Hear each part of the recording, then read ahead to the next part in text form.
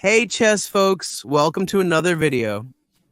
And in today's video from the Great Games series, we're going to record a very interesting game here, which happened between a Russian prodigy boy named Misha Ozipov. Well, this game took place on a televised program in Russia, okay? Between this prodigy boy and the former world champion Anatoly Karpov. A very interesting game. It was a rapid game, okay? 10 minutes, which they played live, broadcast there on Russian national television, right? So for those who don't know, this little kid here, right? He is an extremely strong player for his age, okay? He's really considered a prodigy, a child prodigy who can already beat intermediate level club players, okay? So he doesn't have a Fédération Internationale des Échecs rating yet, but everyone notices the great talent and aptitude he has for chess. On this occasion, they invited him and Karpov to play this game. They talked, did an interview with the kid. It was very interesting. He solved some really cool tactical exercises, right? Without further ado, let's see how this game played between him and Karpov went when he was just 3 years old, okay? Now then, let's get to this game right now. Well, guys, let's see how this very interesting game went. On this occasion, Misha was playing white and Karpov was playing black. The prodigy started with d4, Karpov replied with knight f6. Misha played c4, then e6, knight c3 bishop.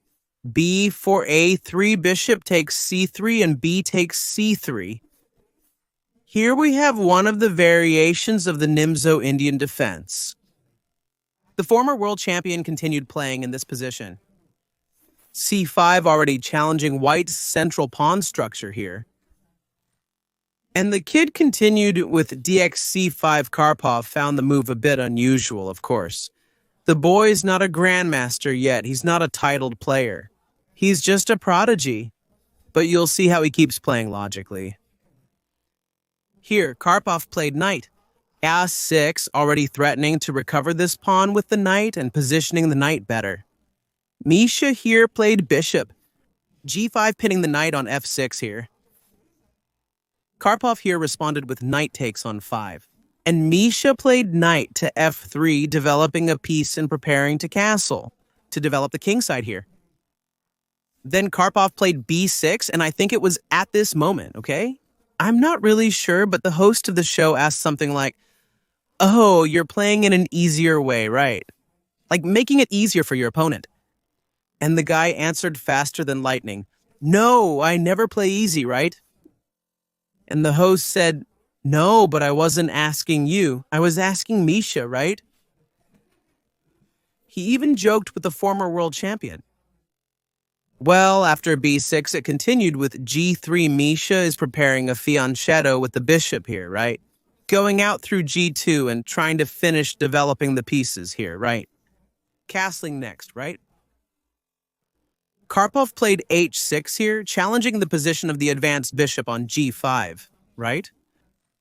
Misha continued with bxf6. And Karpov played queen takes f6, right? Now attacking the c3 square here, right? And white played knight to e4 here. See how the mind of a prodigy kid works here, right? At 3 years old. He placed the knight on d4, creating a blockade here so the queen can't reach the pawn on c3. Then came bishop 7, right? Karpov moves into this big diagonal here, right? Attacking the rook on h1.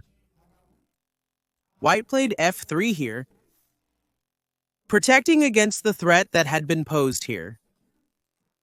Castling followed, bishop to g2, bishop to a6. Now Karpov touches the c4 pawn, and there's no easy way to defend this pawn. White plays f4 here, creating a discovered attack threat from the bishop on g2 to the rook on a8. Black continued here with rook to e8. And white castled in this position. There wasn't a way to defend this pawn here, right? So Karpov continues with bishop takes c4. White plays f5 here, right? Trying to make a breakthrough here. Activating the rook on f-file, right? Karpov here more than quickly plays e5. Misha here plays knight to f3. Karpov on some occasions offered a draw, right? Because Misha was almost out of time on the clock, right? But believe it or not, the Prodigy Misha refused the draw in all the proposals, right? And after rook to c5, Misha's time ran out in this position. Of course, black already has the advantage here, right? They have a strong center here. They're up on pawns, right? But it's interesting for us to see how the reasoning works. Because a 3-year-old child played with a lot of logic the whole time, even though black has the advantage.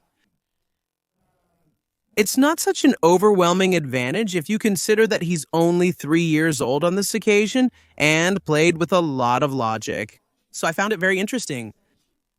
The way Misha played, I'll put the link to this match, okay, the televised program, in the description. Just access it, and you'll be able to really watch this match live. Okay, it's recorded there, they're playing. Very interesting. The conversations that happened. Right, it's in English, okay, but it's very easy English, and there's also a translation. I don't know if there's a Portuguese translation, but the English translation, if you have a little understanding, you'll be able to understand what's being said. Well, guys, if you found this video interesting and liked it, leave a like, because it motivates and helps the channel grow a lot. If you're not subscribed to the channel yet, subscribe. If you know people who like chess, share this video with them, and on your social networks. See you in the next videos, guys. Thanks.